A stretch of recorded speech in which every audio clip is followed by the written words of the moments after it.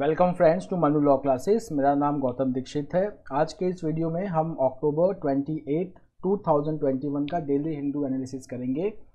For daily Hindu analysis के videos को देखने के लिए आप प्लीज़ सब्सक्राइब कीजिए मनु लॉ क्लासेस को यूट्यूब पे and you can access videos on daily Hindu analysis and many more topics on English, legal aptitude, quantitative aptitude and logical reasoning important for CLAT, ALET and other law entrance exam.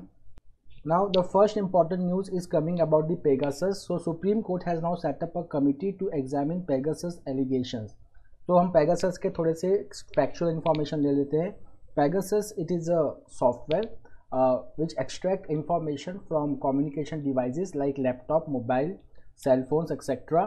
Now Pegasus का जो है दो important characteristic है.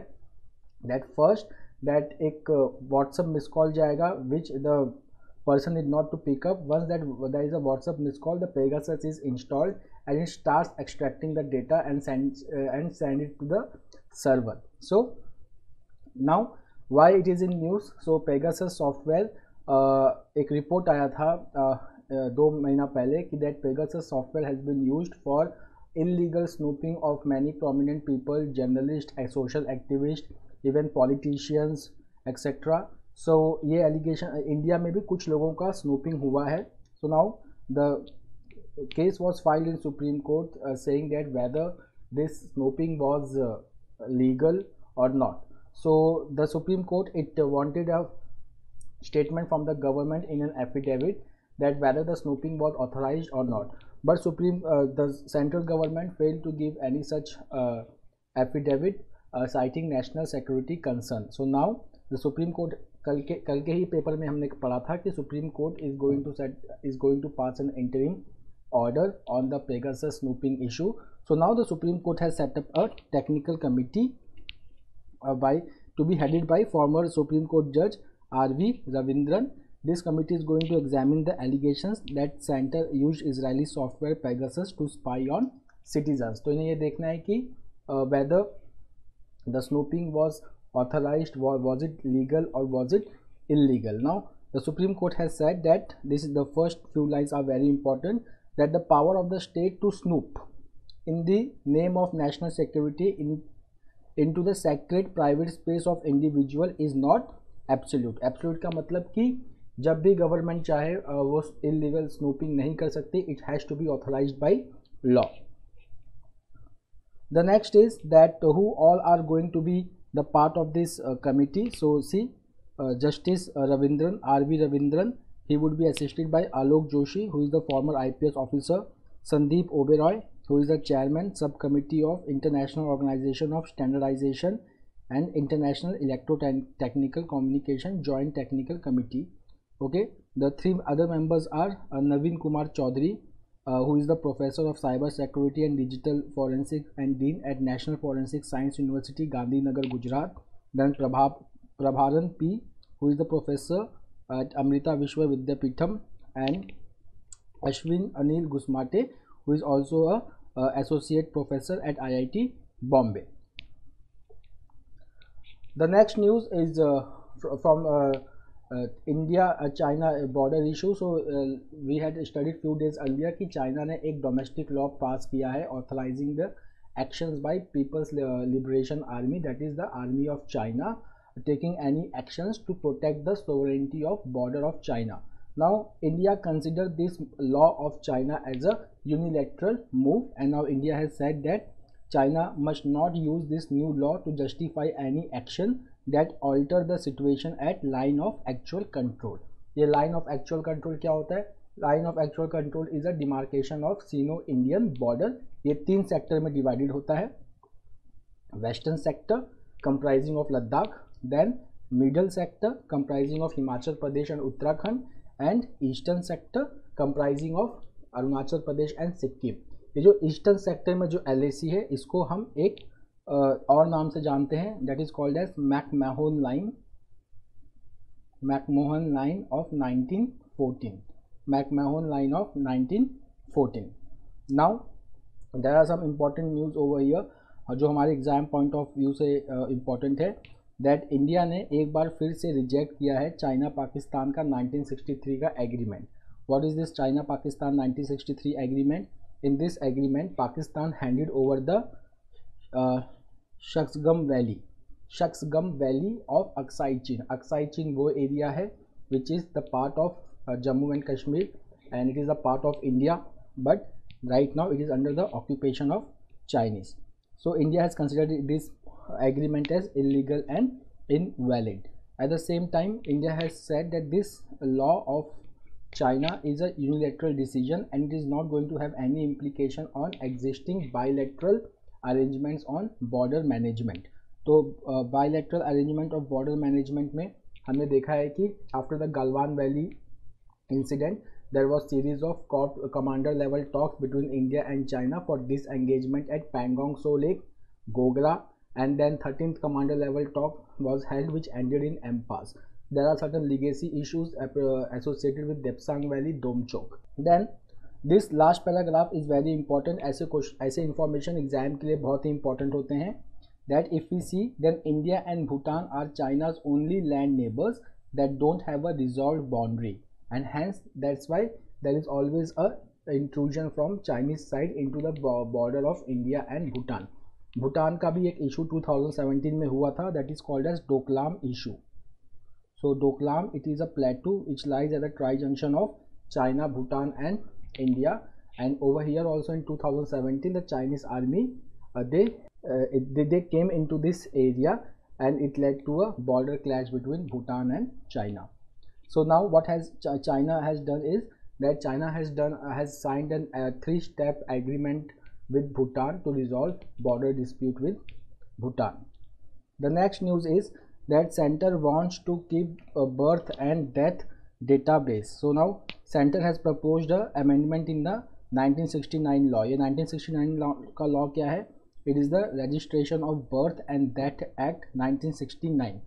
Now it will allow the center to maintain the data on birth and death, and this database will be used in population register, electoral register, Aadhaar, ration card, passport, driving license. Now what is the current mechanism of storing the data? The current mechanism of storing the data is that the state maintain the database and then the statistical information is given to the Registrar General of India. Now what will happen under this new amendment, that chief registrar which is appointed by the states, they will maintain a unified database at the state level, and then it will integrate they will integrate this with the data at the national level which will be maintained by Registrar General of India. The Registrar General of India comes under the Union Home Ministry. The next news is about Mulle Periyar water level can stay. So over here there is a disagreement between Tamil Nadu and Kerala over the what should be the height of water that is to be stored in the Mulle Periyar Dam. So Mulle Periyar Dam, it is built on Periyar River. It is in Kerala, but it is managed by Tamil Nadu. So there is a difference of opinion about the height in the Mulle Periyar Dam. The next is that India seeks vaccine loans from Asian Development Bank and Asian Infrastructure Investment Bank. Asian Development Bank, it is located in Manila in Philippines, and US and Japan are the biggest shareholders. Then the next is that Asian Infrastructure Bank, it is based in Beijing, and China and India are the biggest shareholders. So now the government of India has applied for loans from Asian Development Bank and Asian Investment Bank. Now continuing with the Asian Development Bank and Asian Investment Bank. So Asian Development Bank का एक initiative है that is called as Asia Pacific Vaccine Access Facility. Okay, so this was launched in 2020 and it offers rapid and equitable support to its developing member countries as they procure and deliver effective and safe COVID-19 vaccines. So it is giving support to developing country, the members, okay, to procure and deliver safe vaccines, but there is certain conditions. The first condition is that if there is a procurement of vaccine, it should be from the COVAX facility. The COVAX is the Global Vaccine Access Initiative led by World Health Organization, Gavi and CEPI. The second, those vaccine has to be pre-qualified by WHO, and if not WHO, then by some stringent regulatory authority. Is India's health authorities are part of stringent regulatory authority? So no. Read this statement that this stringent regulatory authority according to WHO does not include India's healthcare authorities. The next is about the Asian Infrastructure Bank. It will co-finance the vaccine procurement, and it is also considering another loan for the next phase of Chennai Metro rail system. Now again, coming to the issue of Mullaperiyar. So currently Kerala wants that the height of the Mullaperiyar dam water should not exceed 139 feet. Tamil Nadu is currently saying that it is currently at 137.6 feet. Then there was a top court Supreme Court judgment that has fixed the maximum water level at 142 feet. Now why it was fixed at 142 feet? 142 feet पे इसको fix करने की ज़रूरत क्यों पड़ी? Because मुल्ले Periyar dam का एक issue है कि ये थोड़ा सा ओल्ड डैम हो गया है, and just to protect the dam we can not fill the dam with very high level of water. It may lead to breaking of the dam. That's why the height has been fixed at 142 feet, so that the low-lying area in Kerala should not get flooded if the dam breaks. Now, one more information about the Mulle Periyar Dam. That Mulle Periyar Dam is located along the Periyar Tiger Reserve. Now, a decision has been taken by the ministry that now PDS shops may sell LPG cylinders. Now, this PDS shop is a public distribution shop, also known as fair price distribution shop. There are 5.32 lakh ration or fair price shops across the country, and they distribute subsidized food grains to 80 crore beneficiaries under the National Food Security Act. And now Center is looking to leverage this network by introducing the retail sale of LPG cylinder. What is the program of the government of India for the distribution of LPG to BPL? Please write me in the comment box. Now the next news, knock every door campaign to boost second dose vaccination. Now in India what has happened is that the first dose of vaccine is about 70%, but the second dose, the people who have completed all the dose is still lingering at 30%. There are many people who have missed their second dose. Now in order to increase the coverage of the second dose, the government of India, means that is Health Minister Mansukh Mandavia, now he has launched knock every door campaign to boost second dose vaccination in the country. So it is also known as Har Ghar Dastak campaign. It is going to start soon in districts which have low vaccination rates, and it will motivate people to get themselves vaccinated. The next is Sweden. That Sweden does not require vaccination. This is very important. Sweden does not require vaccination from international travelers, including those from India. Second, that Sweden is going to launch Time for India campaign to boost bilateral trade between the two countries. The next news is AY4.2 infrequent in India according to INSAGOG. So INSAGOG is a consortium of laboratories that track the emergence of new variants in India. Now AY4.2, there are certain things which you should know. ये जो nomenclature है, the nomenclature that is AY4.2, ये nomenclature WHO का नहीं है. ये nomenclature जो है this is the nomenclature of PANGO, PANGO, PANGO का ये nomenclature है. Second, this AY symbol is used for delta subvariant. So delta subvariant का अगर हम देखेंगे तो इसके जो सब lineages होते हैं, तो डेल्टा वेरिएंट हम किसको कहते हैं? B.1.617.2 को हम डेल्टा वेरिएंट कहते हैं. उसके सब lineages को हम AY से डिनोट करते हैं, which is the PANGO method of classification. Please remember it. It is the PANGO method of classification. और अभी तक डेल्टा के कितने सब वेरिएंट नेम हुए हैं as per PANGO classification, that is AY, it is 35. Now currently अगर हम इंडिया में देखेंगे तो AY.33 जो है it is the delta sub variant which is particularly VOC in India. But अगर हम AY4.2 की बात करें, so AY4.2 is responsible for rise in cases in United Kingdom but not in India.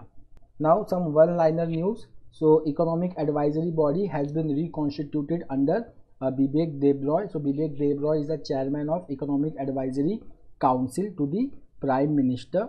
Now if you will see some new members who have been inducted, those are Rakesh Mohan, who is the former deputy governor of RBI, Poonam Gupta, Director General of NCAER, T.T. Ram Mohan, Professor, IIM Ahmedabad. The other part-time members are Sajid Chinoy, Nilkant Mishra and Nilesh Shah. Now news from Iran has hosted a sort of round table conference. कल के news में हमने ये भी देखा था कि except India, every neighbor of Afghanistan is going to participate in this meeting. So now see who were participating in this meeting. So Tehran means Iran. Tehran is the capital of Iran. So Iran, Afghanistan, along with that Pakistan, Uzbekistan, Tajikistan, Turkmenistan and China and Russia. They all participated in this meeting, and it was hosted by Iran's foreign minister Hossein Amir Abdollahian. Hossein Amir Abdollahian. This is very important. Now over here it was urged from Afghanistan that it is going to respect the minorities, women, and it is going to have a cordial approach with its neighbors. At the same time, it was said that the regional countries should come together to solve the economic crisis in Afghanistan.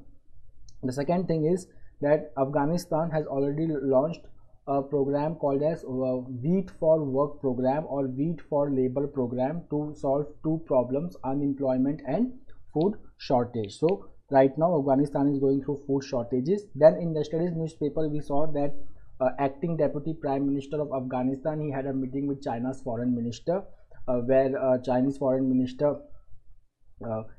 told to Taliban that that China is going to help Afghanistan. So after this we have this news. Now over here one thing is very important, that is called as Moscow format. So Moscow format is where India first time officially participated, where Taliban was also present, and India also promised a humanitarian help to Taliban.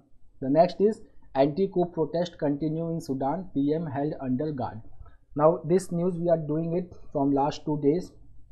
Sudan में military coup हुआ है.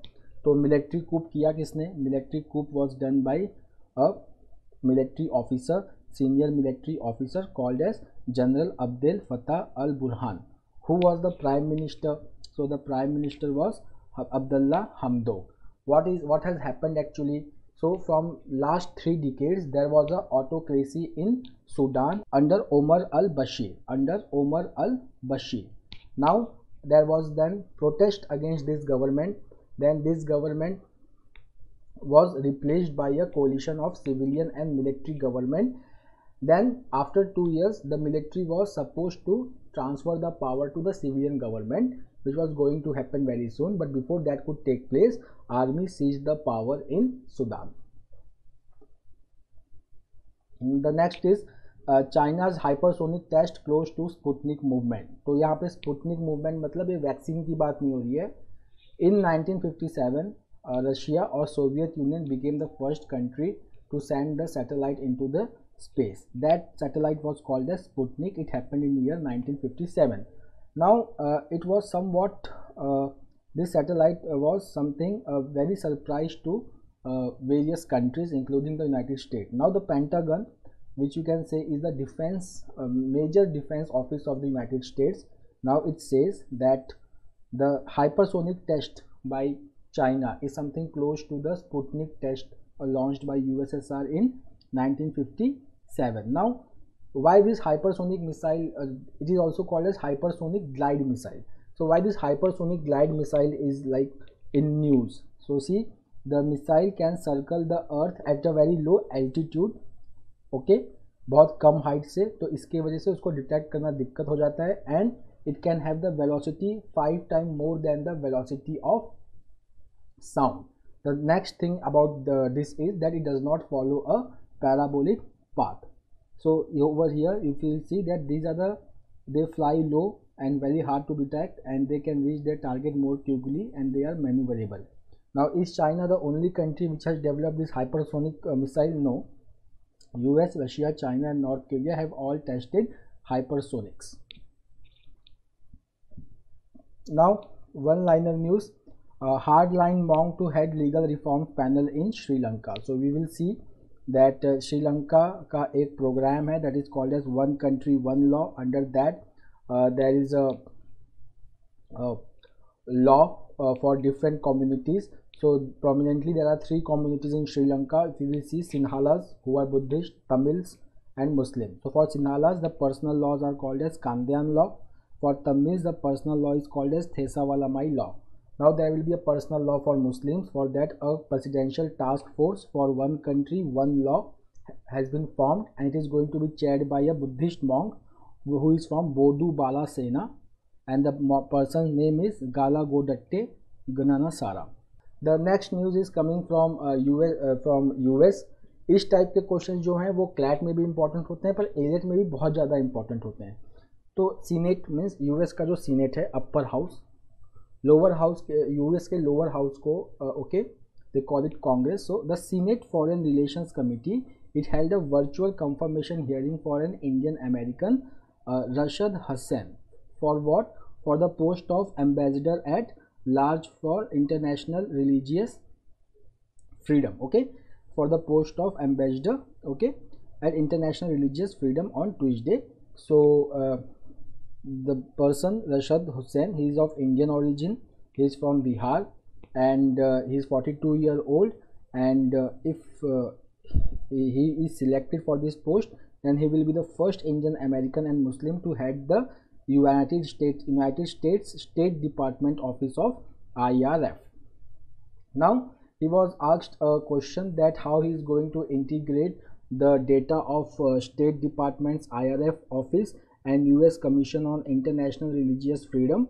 So on that he answered that he will like to make those inputs part of the policy process in the development. Now what is this USCIRF? So USCIRF, it is an independent bipartisan committee that advises the executive branch of government. कहाँ पे? US में. On the state of religious freedom in different countries. इसमें जो सबसे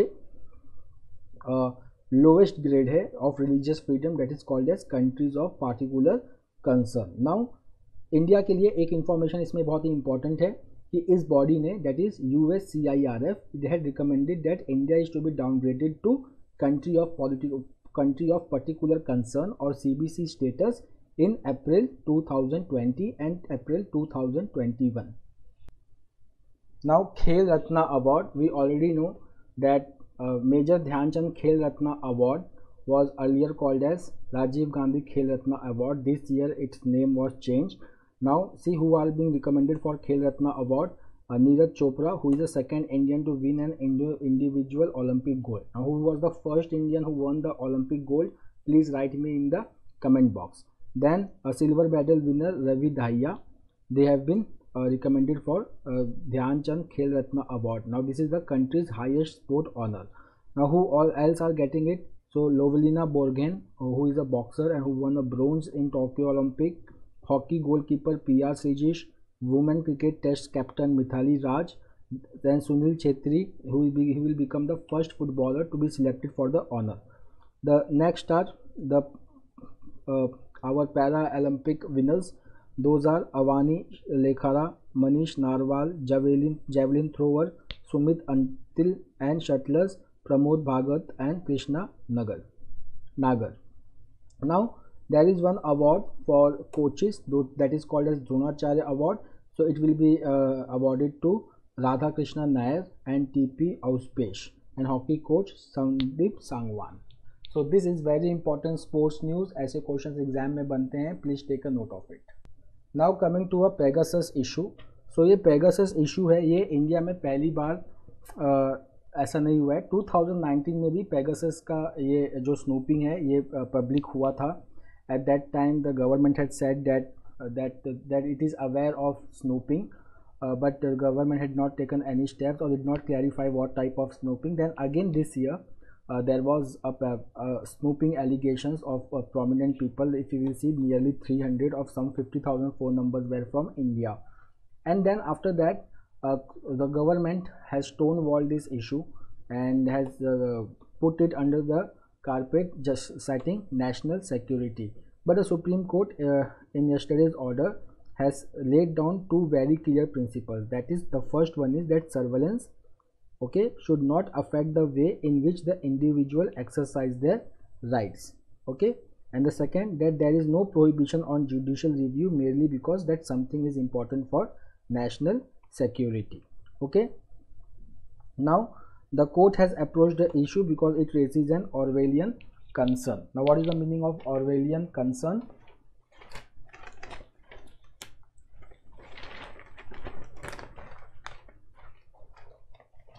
So the meaning of Orwellian is which is destructive to the welfare of free and open society. So Supreme Court has recognized that this type of snooping of prominent individuals is like an Orwellian concern. The next is that what the government, like, okay, should have responded to this snooping allegations very swiftly, but when they were asked to file the affidavit, okay, so the government said that under national security it will be dangerous to give information on that respect. Now that's why the Supreme Court has appointed a panel, which we have done on page 1, for investigation into this snooping allegations. Now the Supreme Court supervised panels has required expertise and independence, but its success is going to depend on how well they are going to extract the information from the government. At the same time, government also should take this opportunity to give information and to come clean on this matter. That is the whole subject matter of this editorial. The next is about the energy cooperation as the backbone of India-Russia ties. So over here some important points which are mentioned are that in September 6 at the 6th Asian Economic Forum, which was held in Vladivostok, Prime Minister of India said that India-Russia energy partnership can help bring a stability to the global energy market. Now why there can be a partnership in energy sector between India and Russia? So we already know that India is the third largest consumer of energy in the world. At the same time, there is now greening of energy. There is an energy transition going on from more polluting industries to less polluting industries.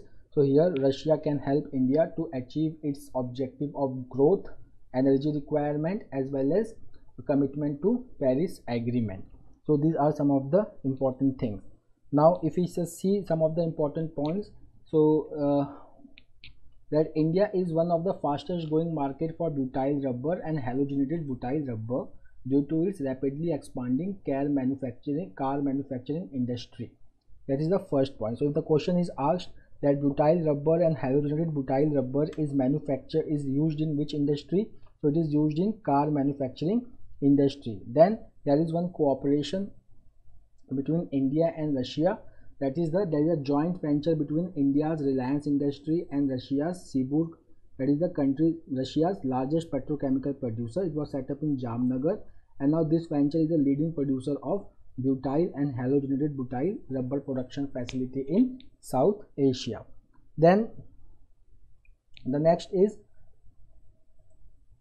that Russia का एक gas company है Gazprom and India's ONGC and IOCL, they have signed a separate memorandum of understanding at Vladivostok. The next is that India is currently targeting the installation of 450 gigawatt of renewable energy by 2030. It has already installed 100 gigawatts of total installed renewable energy capacity, and it is aiming to install 175 gigawatt by 2022. For this, they require help from big countries like Russia, which have very large energy base, like gas, natural gas, etc., which can help India in making this transition. The next is that a few days earlier we read about Nord Gas Stream 2. I hope you remember Nord Gas Stream 2. So this Nord Gas Stream 2 is what? It is a gas pipeline from Russia through Baltic Sea to Germany. The next is from ABHM, that is about the Pradhan Mantri Ayushman Bharat Health Infrastructure Mission, which was announced recently. So if we will see that, let's go to the first paragraph, where it has been said by the author that the COVID-19 exposed several weaknesses in India's health system. What were those weaknesses? Rural primary care underfunded, shortage of staff, equipment, drugs and infrastructure, as well as urban primary health care has not emerged as the active program in many states. Third, district and medical college hospitals suffer shortage of specialist doctors and support staff. Then how did the private sector perform in this? So here during the pandemic, the private sector could not provide affordable care or deliver vaccines in large part of India. Now coming to the 15th Finance Commission. The 15th Finance Commission says that strengthening of urban and rural primary care, stronger surveillance system and laboratory capacity, and creation of critical care capacity at different level of the health system is very necessary. Then this program comes, which is the Pradhan Mantri Ayushman Bharat Health Infrastructure Mission, and it tries to link these elements which was highlighted by the 15th Finance Commission. Now see what it is going to do. So it is going to support the infrastructure development of 17,788 rural and health wellness centers in 7 high focus states and 3 northeastern states. Then 11,044 urban health well centers will be established in collaboration with urban local bodies. Then it will also cover primary healthcare sector, will also cover disease like hypertension, diabetes and mental health. Then the network of centers will also build a trained public healthcare worker, which is very necessary. Okay, and there will be support to 3,382 block public health units in 11 high focus states.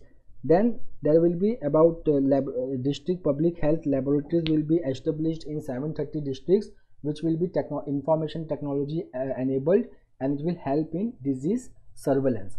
Then One Health national platform for One Health will be established for microbial surveillance. Then regional national institutes of virology will be established. Laboratory capacity under National Center for Disease Control ICMR and national research institutions will be strengthened. Then 15 बहुत important है, 15 biosafety level 3 labs will be set up for infectious disease control and biosecurity. Then critical care hospital blocks with 50 to 100 beds will be established in 602 districts to enable care for those with serious infection disease without disrupting other services. जैसे Covid में क्या हुआ था कि जब Covid आया तो सारा ध्यान कोविड पे चला गया और जो अदर डिजीज थे उन पे बहुत कम ध्यान था. तो हमने एक WHO का रिपोर्ट भी पढ़ा था मलेरिया रिपोर्ट में कि because of this covid the rate of decrease of tuberculosis has decreased everywhere including India. The next, the focus will be on upgrading the district hospitals, which will offer the best opportunity as the new training centers. Now again will be that this program can be integrated with Jan Arogya Yojana. So that's the news. Now coming to the data point, तो world bank का एक report आया है, that is world bank policy research paper. It has found that जो middle income countries थे वहाँ पे कोविड-19 pandemic related death was higher among those who were aged below 65. Okay, अगर हम कंट्रीज़ की बात करें, अगर हम फोकस करें डेटा पे, तो हाई इनकम कंट्रीज़ में 11% of the death were among those aged under 65. Okay, अगर हम अपर मिडिल कंट्री की बात करें तो इट वाज 40%. अगर हम लोअर मिडिल इनकम कंट्री की बात करें तो that was 54%. Okay, so that's all for today. We will meet tomorrow again with the daily Hindu analysis. Till then, have a nice day, take care, thank you.